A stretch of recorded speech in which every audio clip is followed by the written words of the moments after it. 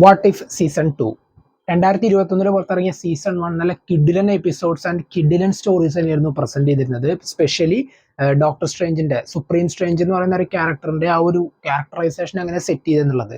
And അത് കണ്ടിട്ടാണ് നമ്മളൊരു മെജോറിറ്റി ആൾക്കാരും ഡോക്ടർ സ്ട്രേഞ്ചിന്റെ മൾട്ടിവേഴ്സ് ഓഫ് മാഡ്നസ് കാണാൻ പോയതും.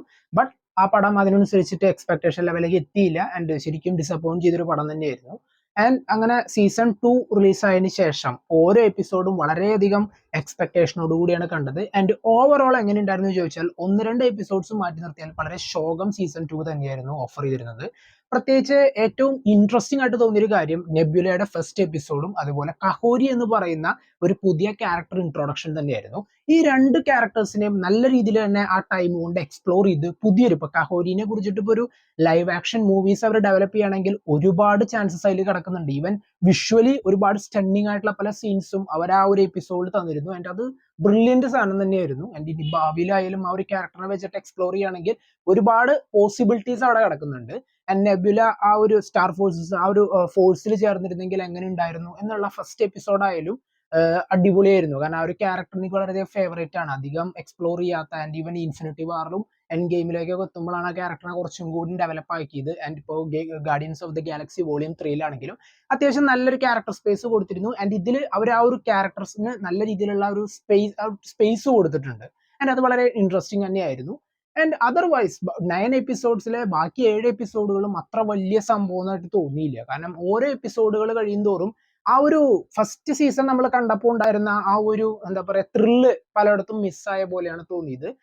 പ്രത്യേകിച്ച് പറയുകയാണെങ്കിൽ അവസാനത്തെ 8-9 എപ്പിസോഡ്സ് ഏജന്റ് കാർട്ടർ അല്ലെങ്കിൽ ക്യാപ്റ്റൻ പെഗ്ഗി കാർട്ടറിന് ഓവർ ഇമ്പോർട്ടൻസ് കൊടുത്ത രണ്ട് എന്താ പറയുക എപ്പിസോഡ്സ് ആയിരുന്നു. ഈവൻ ഫിനാലെ ആയാലും സുപ്രീം സ്ട്രേഞ്ചിനൊക്കെ അത്രയും സൈഡാക്കി കളഞ്ഞ ഒരു പെർഫോമൻസ് ആയിരുന്നു.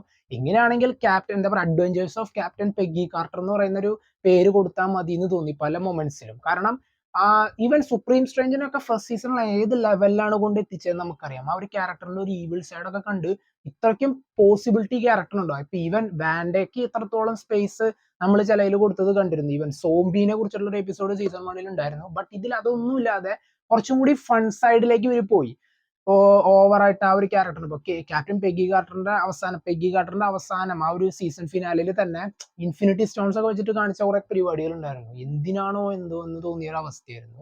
ഒരുപാട് പ്രതീക്ഷിച്ചു. ഇനിയിപ്പോ തേർഡ് സീസൺ ഡെവലപ്മെന്റിലുണ്ട്.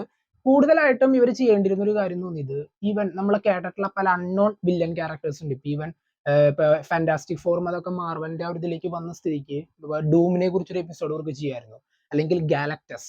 ഇപ്പൊ ഈവൻ ലോക്കിനെ കുറിച്ചിട്ട് എന്താ പറയാ വളരെ ഇപ്പൊ ലോക്കി താനോസ് പോലുള്ള ക്യാരക്ടേഴ്സിന് ഒരുപാട് സിനിമകളിൽ പറഞ്ഞിട്ടുണ്ട്. അതിനകത്ത് സ്പേസ് കൊടുത്തിട്ടില്ല. ഓക്കെ, അതല്ലാതെ ഒരുപാട് ക്യാരക്ടേഴ്സ് അപ്പുറത്തുണ്ട്. ഈവൻ സ്പൈഡർമാൻ നമുക്ക് വെച്ചിട്ട് എന്തെങ്കിലും അവർക്ക് എന്തെങ്കിലും ചെയ്യായിരുന്നു. അതൊന്നും ചെയ്യാതെ ബാക്കിയുള്ള ക്യാരക്ടേഴ്സിന്റെ ഒരു ഫൺ മാത്രം ഇങ്ങനെ കാണിച്ച് ഒരു കോമഡി പീസ് ആക്കി പല സീൻസും എപ്പിസോഡ്സും തീർത്ത് ഒന്നും വലിയൊരു ഇമ്പാക്ട് ക്രിയേറ്റ് ചെയ്യാതെ പോയ ഒരു ഹോൾ സീസൺ തന്നെയായിരുന്നു.